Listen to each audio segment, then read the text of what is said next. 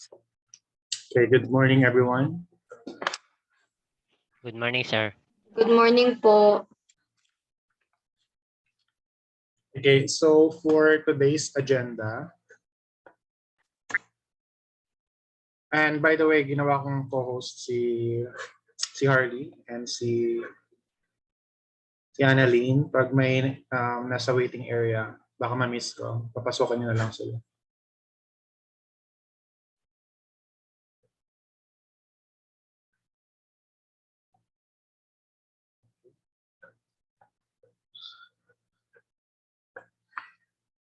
So our agenda for today's session is OJT alternative, the current situation, the criteria for your submission, for your requirements, and hopefully to those who are able to conduct their OJT, you give us a glimpse of your experience, though it is just a virtual OJT. So give us your experience when you are conducting that particular internship, virtual internship. Okay. So let me just show this first to you. The struggle, I know class, that to conduct OJT in the middle of pandemic. So kahit sabihin natin na level 1 na lang yung ating classification, we are still in the pandemic. And actually, talaga, parang kahapon kasi meron kaming inorient yung mga faculty members about sa possibility ng face-to-face next semester. Okay, kahapon lang yun. Okay, and they provided us a guidelines on what are those things, health protocols during the limited face-to-face session. Okay, so tumataas na naman yung cases. Okay, so nag-average na tayo ng roughly around 700 a day. So 4,634 for the past 1 week. So 1 week lang naman yun, hindi yan isang araw lang. But the gist is it is rising again, 53% higher compared to previous month. So ito na yung pinakamataas na cases for the past 3 months since March. So just imagine tumataas na ulit. So ito yung mga guidelines na binigay kahapon lang ito. Kung kilala niyo, naging prof niya si Sir Macdo, siya nag-discuss sa amin yan. Sir Pascual. Kilala niyo ba si Sir McDonald Pascual? Naging prof niyo ba siya dati? No, not yet. No po, sir. Ako prof ko siya dati sa sa World Lit. Philippine Lit lang pala, Philippine Literature. So sa na yun, 7, 8, 9 na number, puro about sa health protocol. So ito yung mga orientation namin yesterday, that to prevent the further accumulation of infection, the students are encouraged to do the following. So kapag next sem, limited face-to-face ang mangyayari, what first item, stay within the university all throughout the duration of your class. Going out of the campus just to buy food or anything shall not be allowed. So just imagine how strict that class. You are not allowed to go out of the campus to buy food. Okay, so most likely the tendency is that you will just magbabaong ka or doon ka bibili around PUPs, but you are not allowed to go out of the university to buy foods. So magbabaon na kayo.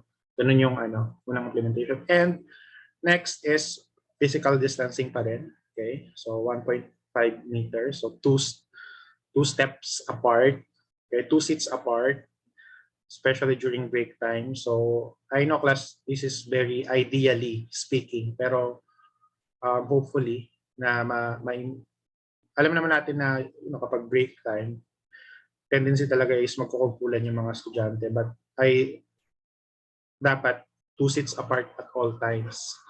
Yun yung required. Then, of course, wearing face mask pa rin at all times. Then bring hygiene kits like alcohol or sanitizer and tissue paper. So you should have your own um, sanitizer and alcohol at all times. Next is inform your instructor if you have any symptoms of COVID-19 when not feeling well or with a body temperature of 37.5 or higher. Automatic i-proceed ka sa medical services. Now, class, I'm sharing this to you kasi di ba nga, dun sa OJT alternative na iniisip ko, mabuti nga na hindi ko kagad na-discuss sa inyo last Saturday because if I did, I'll probably make a big mistake. Kasi I will be asking you to, yun nga, yung initial plan ko, for you to, cultural immersion such as visiting museum and environmental awareness activities such as visiting zoological facilities such as wildlife or Manila, so something like that. So there is still naman alternative to that. So there are a lot of alternative to OJT.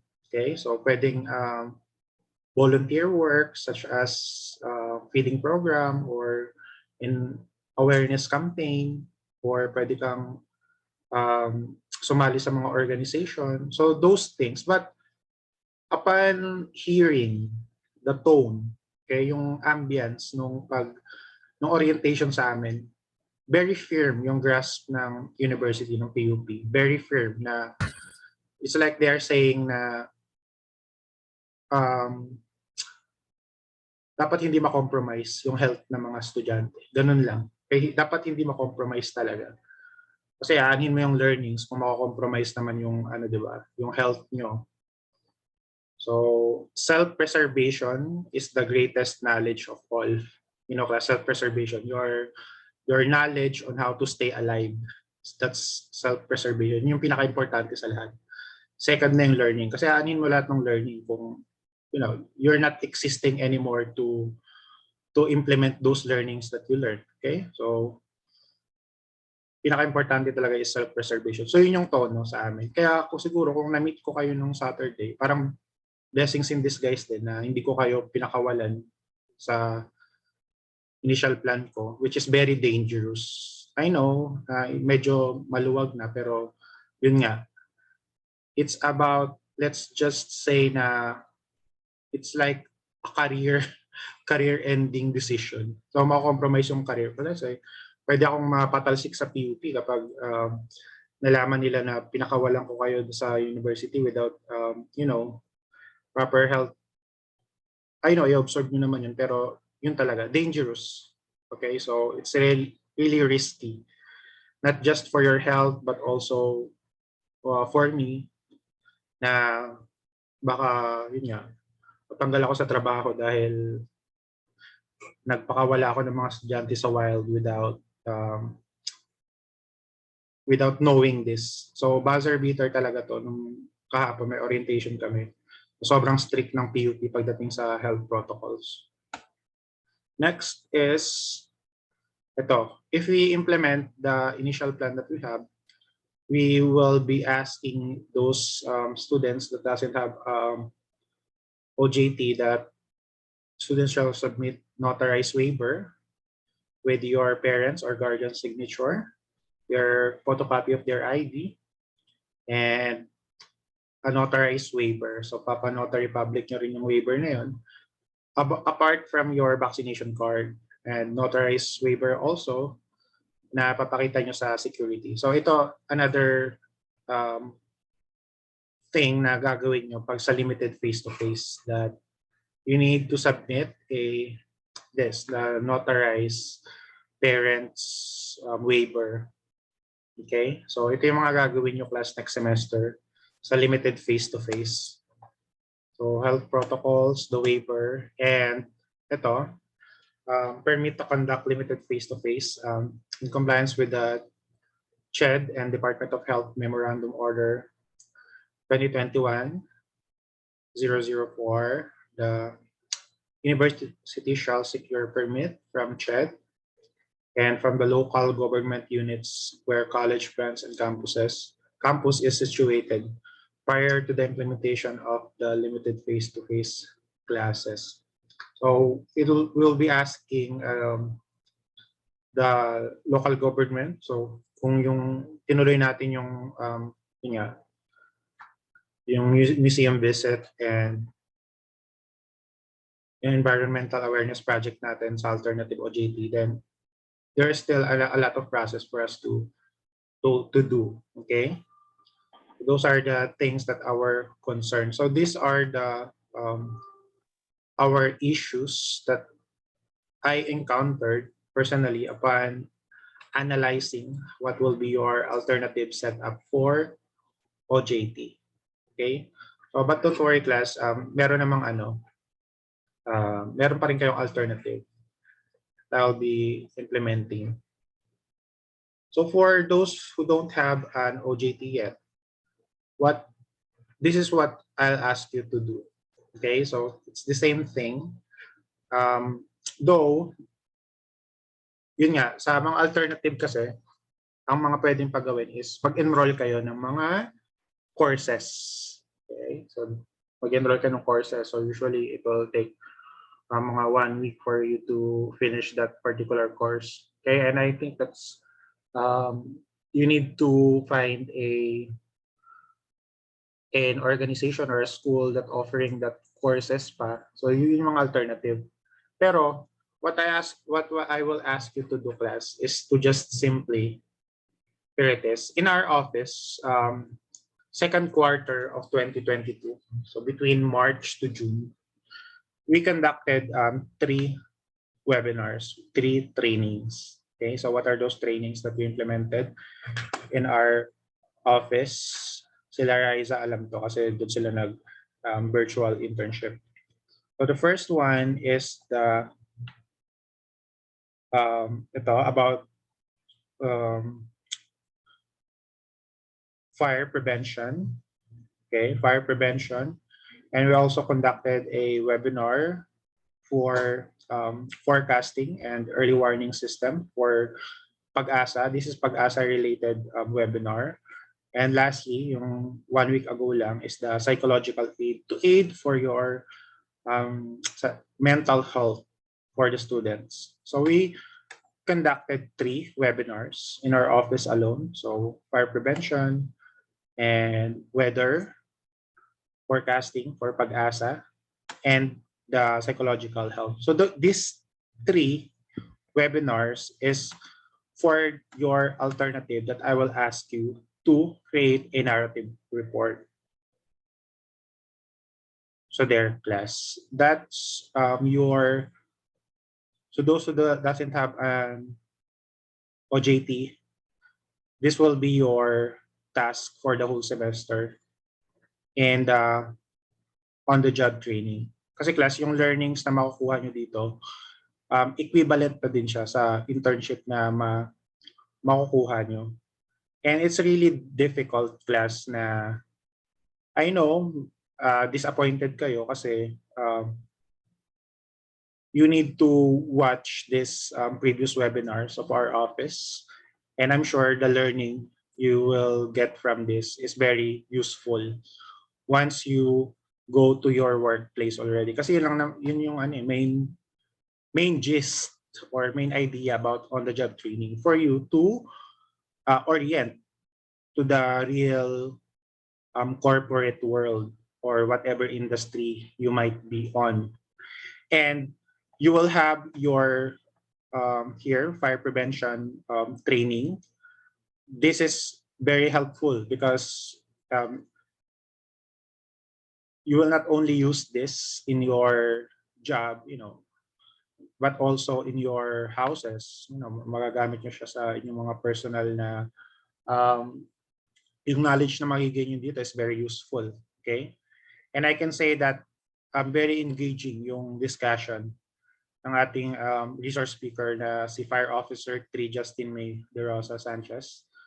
Na she is a registered nurse and a fire officer. So nurse na siya, bumbero pa siya. So ang dami niyang ma-share na knowledge doon. And it's very helpful to your workplace. And this one also, class, this training about weather forecasting is very helpful also kasi very prone sa disaster, especially mga bagyo, tornado, yung flooding, yung yung surrounding natin, and the knowledge you will get from this training and webinar is very helpful also. And lastly, another very important web training that you will need to gain is the psychological first aid, which talks about the increasing health mental health issues of the PP students. So this is intended for PP students, and our resource speaker here are really the number one names in the field of psychology in the Philippines. Okay, so sila yung mga nangunguna, siguro nasa top 10 all time sila, psychologists in the Philippines, and the learnings that you will get here is very valuable. So very easy. I'll give you an easy access, one link access to all these 3 webinars that you will have here. So ito yung link for you to access it.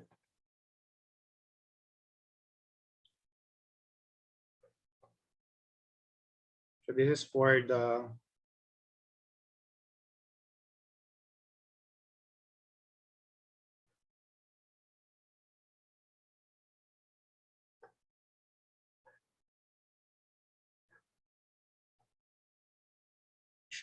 quick share lang. Okay, naka-playlist na siya.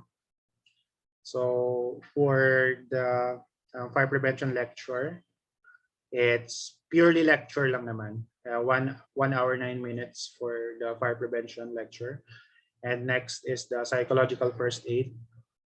Though yung mga nasa 3 hours lang naman yung mismong talk ng mga speakers natin. So you can skip the part where it is the purely entire discussion. So here. And lastly, nandito rin yung sa basic forecasting. So those are the 3 trainings, that 3 webinars that I will ask you to create a narrative report with. So those who don't have an OJT. And class, we need to compromise between learning and your safety. And this might not be the most optimized or the best way to conduct your alternative of your OJT, but this is the safest one. Okay, so the safest because you can finish this in the comfort of your home. You don't have to go out of your house. So just sit down and watch this webinar. In-upload ko siya sa YouTube para, class, kapag meron kayong smart TV sa bahay nyo, you can watch this in your smart TV or loudspeaker. And better yet, if you can include your parents, your siblings, or anyone from your house while you are watching this, so they can also gain knowledge from this. So it's not only you who is learning, but also some of your family members. That's why I put it in YouTube. So for easy access. If I put it on Google Drive, then you can only access it in your phone or on your laptop. And it will be hassle to access it anywhere else. Okay? Can you, I'll explain first the how will you submit this for the alternative. So you will create a write-up, the title. So for the alternative setup, you will write the title. So for example, title, fire prevention lecture. Okay, so summary, you create a write-up of what's the gist of this particular webinar. Then the knowledge that you obtain. Okay, ano yung mga knowledge na nakuha nyo dun sa particular webinar na yun. Yung did well, what did that particular webinar, okay, did very well. So ano yun? Let's say, for example, The resource speaker um, is very knowledgeable about demonstrating, and she is using a layman's term which everyone can understand. So something like that. So you can do that. That's the did well part. But did differently naman. Ito yung needs improvement. Okay, so you can say that the example lang to. The PowerPoint of the resource speaker is a little bit hard to read and it's not that engaging or something like that. So that's the did differently. What needs to be improved on that particular thing. Then lastly, the recommendation.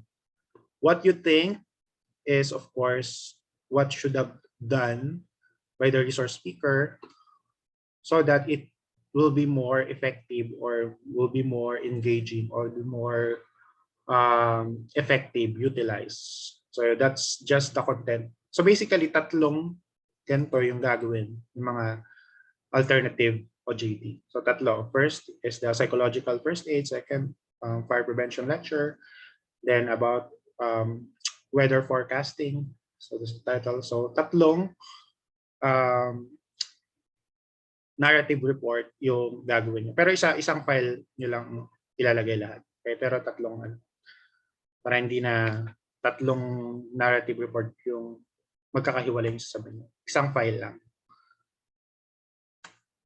Okay, so do you have any questions to those who are conducting their alternative OJT? Can you give me a hands up, class? Sino yung dito yung conducting their alternative OJT?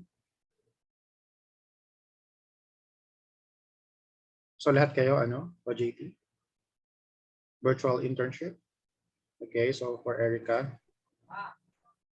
Who else?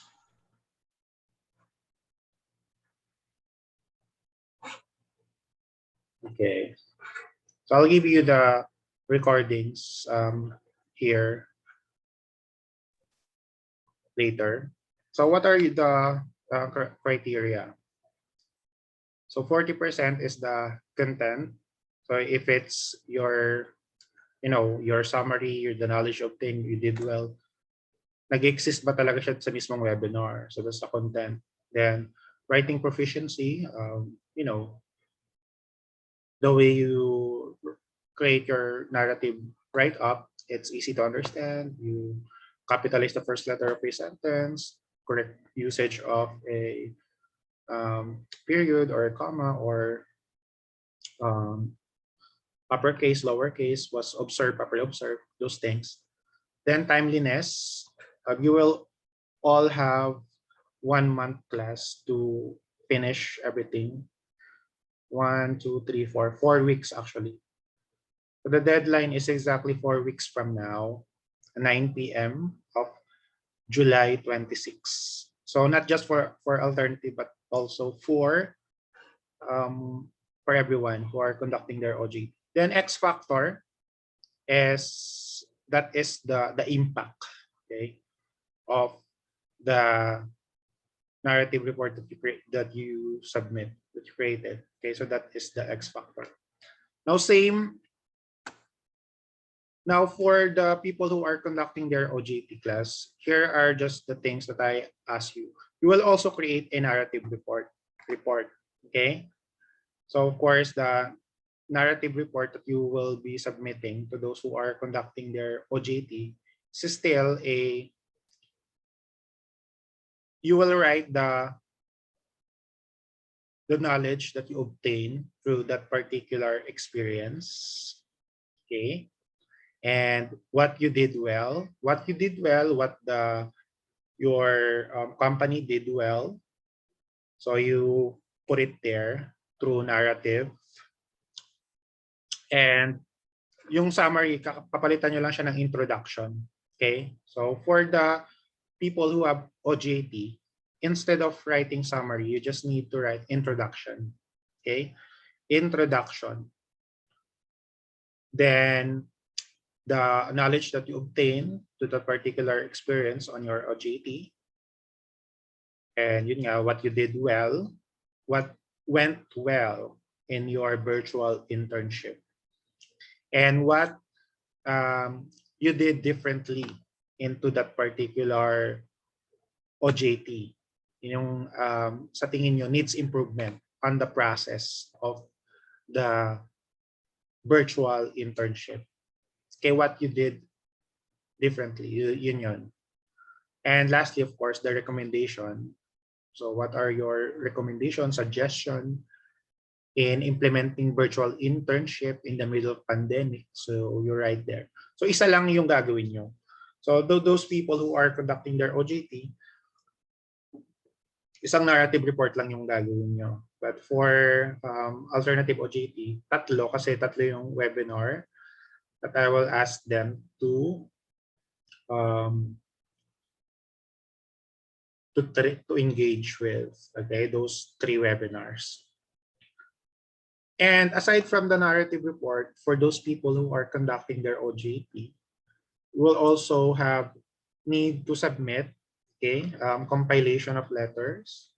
So picture ng letters ng also class, very important pala. Yung binigay ko sa inyong evaluation requirement for student intern. So may isang nang mag-submit sa akin ng evaluation instrument. So you need to have your HTE or host training establishment to sign that. So that is your, aside from the evaluation instrument, you will need to submit picture documentation. So pwedeng Zoom screenshot, conversation which give you list of tasks that you need to do. Okay? If it's confidential, ilagay nyo na lang ng cross out yung mga bagay na you're not allowed to disclose. Okay? Basta makita lang namin ko lang yung gist ng task na binigay sa inyo, list ng task. Now, actual output screenshot, what are those things that you did? Pwede rin naman kapag may picture kayo nung nag-submit kayo ng MOA dun sa mga HTE or host training establishment nyo is kung nagpa-picture kayo sa facade ng company, etc. So you can include that on your documentation.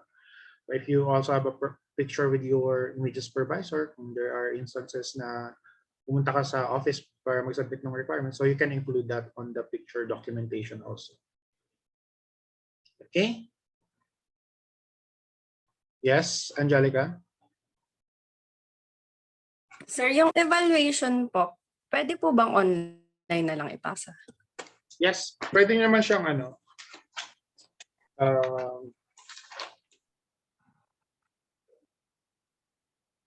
yes, pwedeng online. Pwedeng online ipasa. Ano po ipasa sa inyo, sir?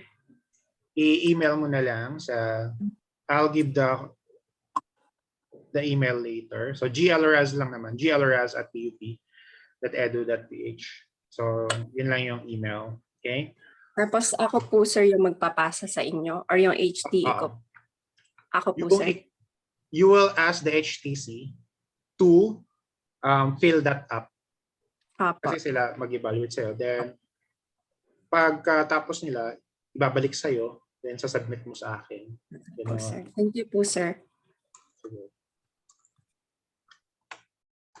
So this is where you will submit your documents still. You have that contact number naman. Contact email naman. So those are the things that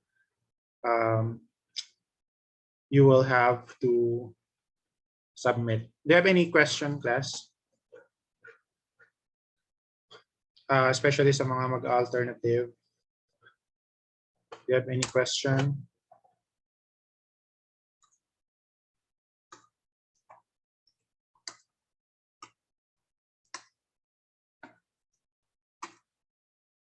Yes, Kat?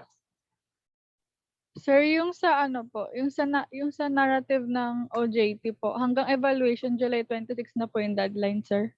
Yes. Okay You po. have more than 4 weeks to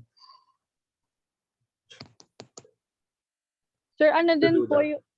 yung sa MOA din po kung may update na po. Sige. Thank you po. Sige, Kat.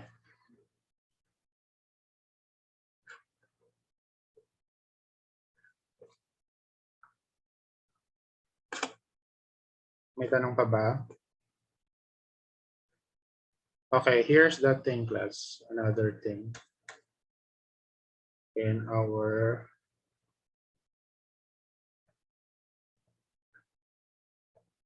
okay.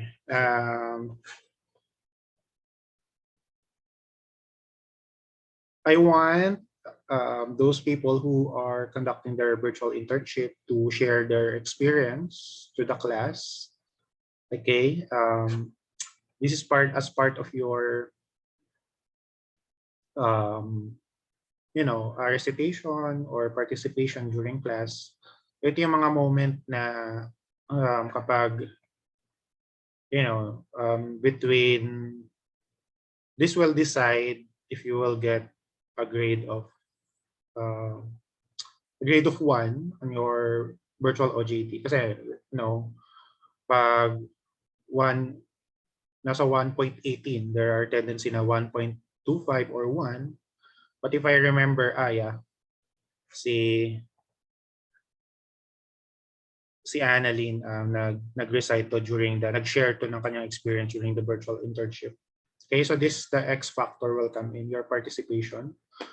So, does any one of you class wants to share their experience? Ano lang, positive. What are the things that you think you did well? Yung ginawa mong mabuti dun sa virtual internship or ginawa ng HTE, ng office mong mabuti dun sa particular internship. So, sa positive muna tayo, class. Yes, Annalyn? Sa akin naman po, sir, sa virtual internship ko po, yung ginagawa ko po doon, naglilista po ako ng hindi po, kinumpile ko po lahat po ng awards ng mga professors po sa graduate school. Eh di ang dami po kasi parang lahat po ng seminar na inattenda nila kailangan ko po i-compile tapos marami din po sila. Tapos yung awards po nila, basta po ang dami po nun eh. Parang sa Excel po, umabot po ng 1,000 plus yung cells, ganun po. Tapos parang nung una po, syempre po, naguguluhan po ako kung paano. Pero nung katagalan naman po, okay na po. Tapos parang nakaka-proud din po kasi sabi po ni Ma'am Yeye nun, ako lang daw po yung nakagawa over sa mga nag-i-intern din po sa kanila. Pero ang ano po nun, ako lang po lagi yung papagawin sa part na yun. Which is okay lang naman po, though challenging. Tapos yung next naman po, ako naman, pinahandle po ako ng Facebook page po nila. So, ang ginagawa ko po doon, nag-answer po ako ng inquiries, ganun. Tapos parang everyday meron pong 30 plus na messages. Pero nung unang-una pong pinahandle sa akin yun, yung messages po dun, parang 200 plus. Tapos kailangan ko po siya na-complete within the day.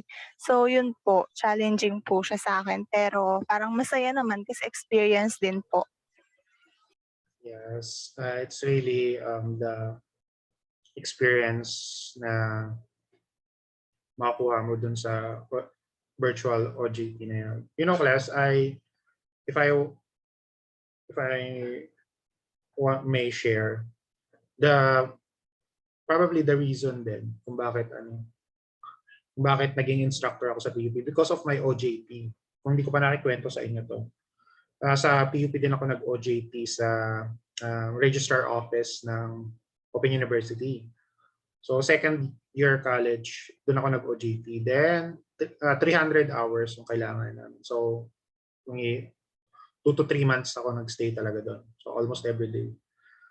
Then after ng OJT, na-absorb ako. Ikaw, Annalyn, pwede kang ma-absorb as nasabihan ka na ba na i-absorb ka as a student assistant? Kasi student assistant, may sahod yun na I think 2.5 yata or 3K a month. Hindi pa po, sir. Kaya, kasi nga din eh. Kasi yun nga, risky din. So, and yun na-absorb ako as student assistant, from OJT to student assistant. So, syempre, nakakasama ako sa mga professors, mga event. Then, na-experience pa namin pumunta sa Quezon. So, nag-proctor ako during my OJT pa nga yun, OJT proctor sa entrance exam ng mga magmamasteral. Pumunta kami ng PUP Commonwealth, PUP Quezon sa Unisan Quezon to so overnight nag-stay doon para mag-proctor. So there are a lot of experience there. So yun nga, maraming kang nakikilalang professor. So nung nag-apply ka dito, they can still recognize you. Okay? So nung nag-apply ako dito, they can still recognize me. Oh, ikaw si di ba, yung student assistant sa Open University. Yes po ma'am, ako yan. So yun. They can still recognize me. So probably that's one factor that helped me to become an instructor in PUP.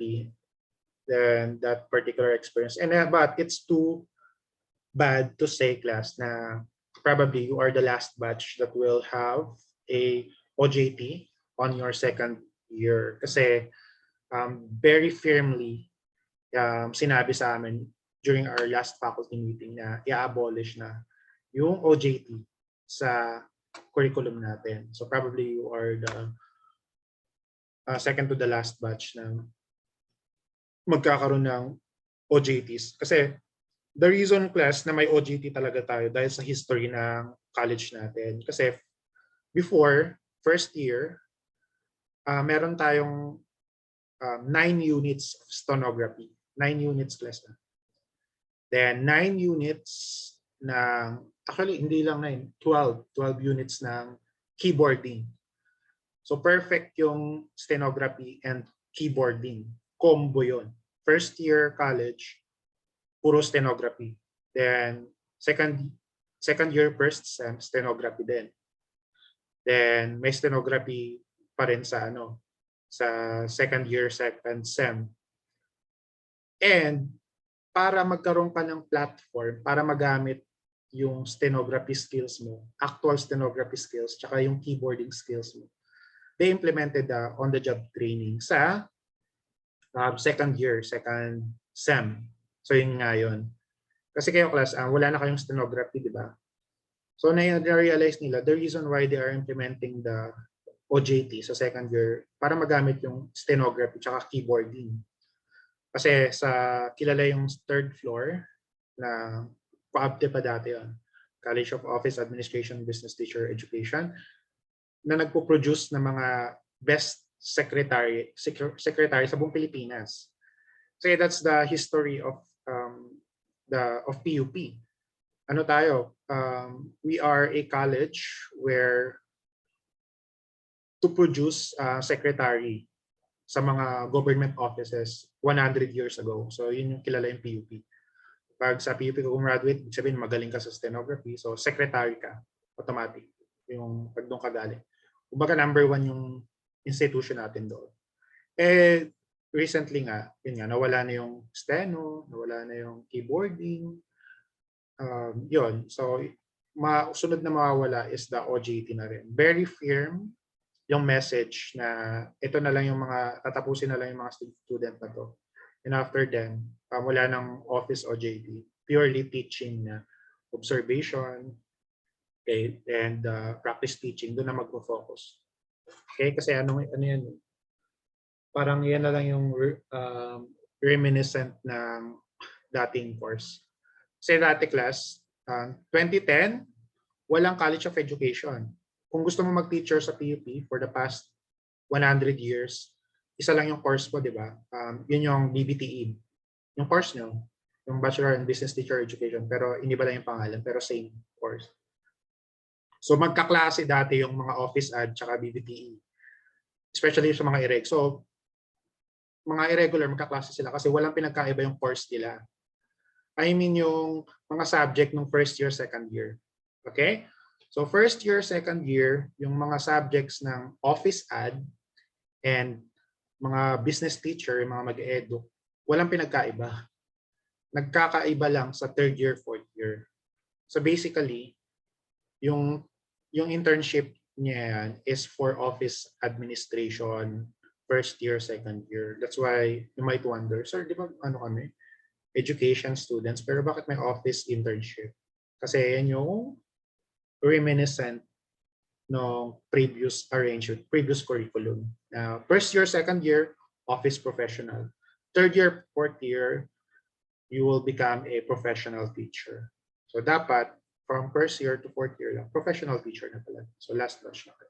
Okay, thank you so much for sharing that, Annalyn. So I think I seen the hand of, is that Angeline?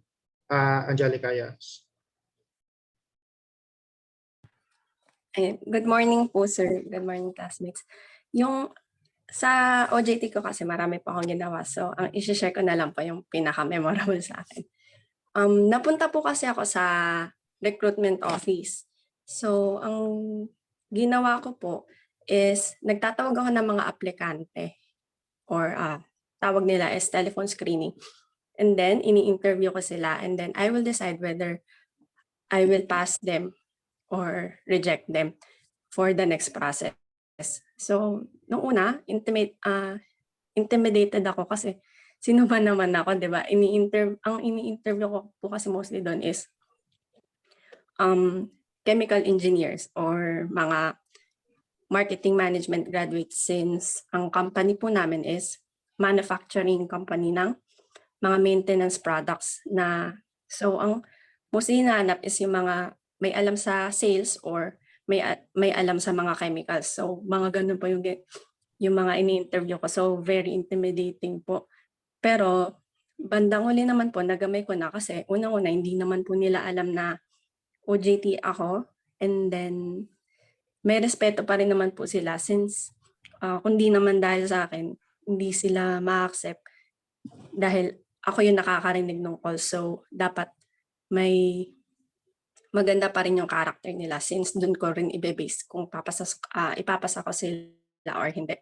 So, sa mga OJT, ako lang po yung gumawa nun. And so, anong nangyari po, dahil po sa experience ko na yon, yung last days ko po na bilang OJT, since aalis na nga po ako, kumuha na po sila ng ibang OJT. So, anong nangyari po, ako po yung nag-handle ng mga OJT. Ako po yung nagle-lecture sa kanila about sa background ng company, kung paano po mag-telephone screening, mga ganun po. And then, ako rin po nag-a-assign ng task nila. Nakakakaba rin po dahil yung mga nile-lecturean ko po nun is mga graduating students po. Tapos ako po second year lang. So, very challenging pero sobrang marami po akong natutunan with my OJT po. Thank you po. Yes. Thank you so much for sharing that. Yes, I really agree because actually the confidence that you will get from that experience, babauni mo yun sa buong career mo. Kaya I experienced the same thing with Angelica na experience niya kasi yun nga, sa Open University ako nag-OJT sa Registrar Office. And we facilitate entrance exam sa mga gustong mag-masteral. So, pupunta kami sa mga campuses ng PUP. So, na-experience ko mag-proctor sa PUP Commonwealth. And yung PUP Commonwealth, malapit siya sa proximity ng Batasan Hills National High School. Which doon ako nag-high school. Then, isa rin sa memorable experience ko is yung isa sa mga pinroctoran ko is dating teacher sa Batasan. So, PE teacher siya, si Sir Yap, sa Batasan. Nag-entrance exam siya sa yun nga, masteral sa PUP-OU. Then ako yung proctor niya. Diba? So, same thing as na-experience mo, Angelica. So, sino ba naman ako? I'm just a student, but I'm now giving exam to my previous teacher in high school. So, same experience. And that is very empowering experience na, you know, you are given this particular task to handle, you know, your former teacher. So parang suddenly, bumaliktad yung mundo. Yung nagbibigay sa akin ng exam dati, ako na yung nagbibigay ng exam sa kanila. Something like that. And that is really the confidence that you will get all throughout your career once you graduate. Kasi ma-realize mo, ay na-accomplish ko nga ito dati. Ito pa kaya. So yun, babauni mo yun. Experience na yun all throughout your career. Okay, so I think Rosa wants to share something. Yun sir, yung ano po, yung experience ko po sa OJT. By the way sir, ano po pala ako, I am a sales assistant po sa pinag-OJT-han ko. My work there, marami po akong tinatrabaho doon. Like, I am doing the proposal. Siguro po yung one of the challenges na ginawa ko is yung proposal. Kasi po kapag gumagawa po ako ng proposal, kailangan po dapat sigurado ka sa mga numbers kasi po pera yung pinag-uusapan doon. Dapat din daw po sigurado ka sa mga agreement. Kasi po kapag nagkamali ka lang po ng isa, makaka-apekto rin po yung sa both sides, sa both party ng company mo at the same time dun po sa client. Second po is gumagawa rin po ako ng mga certificate for para sa mga attendees, para dun po sa mga client na sinusupport po namin. Dun po sa mga certificate sir, nahihirapan din po ako kasi po sobrang dami. Ang pinakamarami maximum po ata na nagawan ko is 500 up 500 attendees per a day po na kailangan mo pong gawin sa loob lang po ng isang araw. Sobrang challenging po at the same time, time consuming po. Pero may matutunan ko rin po naman talaga. And yung pinaka-memorable po talaga sa akin is yung cold calling. Kasi po as a sales assistant po, I need to communicate with the client po kasi pinagkatiwalaan po ako nung head po na ako daw po yung tatawag sa mga clients. So ako po yung first call ko po, nag-blank po ako. As in, ano po, yung client, binabaan po ako ng tawag. But the second call po was, sabi po ng nag-assist sa akin na I was doing great. Kailangan ko lang daw po i-enhance kasi medyo kinakabahan po kasi nga po first time. Pero yung second call ko po, yun po yung sa akin kasi naka-close po ako ng deal. And ngayon po, na-adapt po ako nung company na pinagtatrabahuan ko. Naging sales assistant na rin po nila ako ngayon. Tapos po, every time po, yung salary ko po is iba rin po dun. Kapag nakaka-close ako ng deal, yun po. Okay, so very good, Janelle. At least you are able to use your skills already. Okay, that's very good.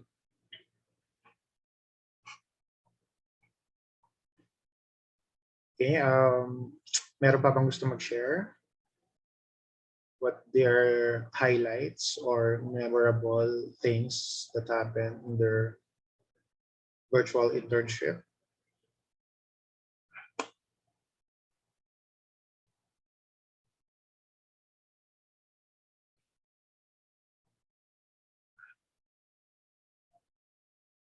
Wala na? Okay. Meron pa ba kayong mga tanong, class? You want to address? Okay, Nana din. Okay, yes, Janelle. Sir, dun po sa yung sa webinar po, 'di ba po kapag alternative OJT, tatlo po. Pero kapag nakapag-OJT ka, isa lang po. Yes, isa lang dito sa narrative report. So, ang ibahin nyo lang dito, instead of summary, is the introduction. Okay, so what's your HT all about? Where did you start? Opening introduction on the summary. So instead of summary, introduction. Pero isa lang, yes. Sa alternative yung tatlo. Yes, Angelica? Sir, paano po namin ipapasa yung mga documentation sa inyo? Okay, so I mentioned a while ago na pwede nyong i-email pero I realized na medyo clutter yon. So, ganito na lang, class. Who is your class secretary? I'll just compile it. So, just like before, sa isang Google Drive with your output, okay, the narrative report. And i-include nyo lang din sa isang file yung documentation. So, narrative and documentation. So, isang file na lang para hindi na magkahiwalay, okay? So, sa Google Drive ulit, then just give me the link of the Google Drive. Okay, so clear ba class? Can you give me a thumbs up if that is clear? Yes, Annalyn? Sir, yung sa title po, paano po yan pag nag-OJT po kami? Gagawa po ba kami ng sariling title? Ganun po? Ano lang yung details ng pinag-OJT-han nyo? Kung saang office kayo nag-OJT, okay, saang lugar, ano yung mga details, kailan kayo nag-start. So, yung mga details ng OJT nyo dun sa title. Okay? So, instead of titles, you can just remove this as details, then introduction, then knowledge obtain knowledge, then same thing. Pero sa mga virtual OJT, ganito yung gagawin nila. Pero kayo class, yung mga nag-OJT is the details and the introduction. Then ito, pareho lang. Gawin nyo ng narrative. Okay? So, good question there. Galika. Meron pa bang tanong, class?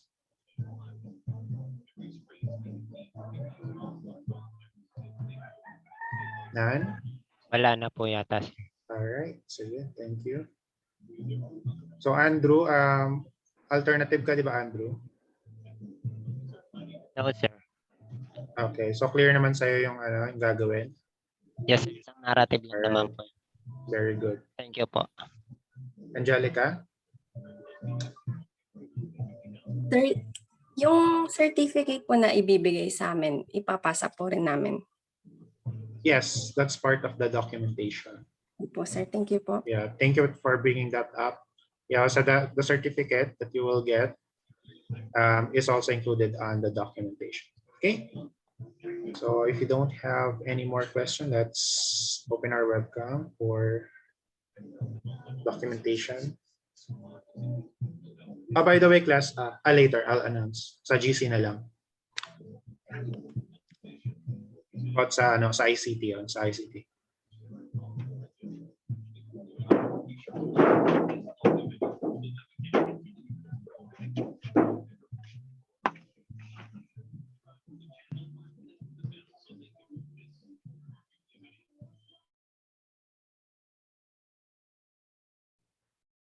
Okay.